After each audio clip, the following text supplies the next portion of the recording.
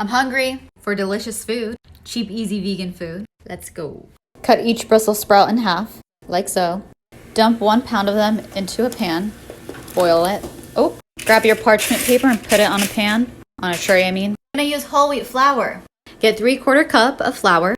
Dump it in a bowl, like so. Add a cup of almond milk. Bam.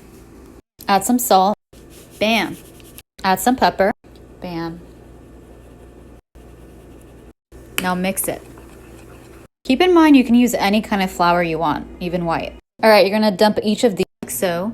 Now place it all on the tray.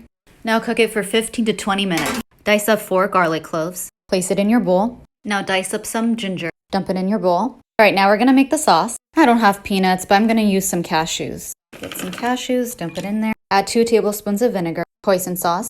Bam. Some maple. Add in a tablespoon of tapioca starch. Bam. Alright, in medium heat, add your sauce to a bowl. To a pan, I mean. Okay, cool. Cook it until it's thick like that. Alright, when they're ready, add it to the bowl. Pan, I mean. That's it. Bomb. Brussels sprouts. Kung Pao. It's too good. Please like and share the video. Thanks so much.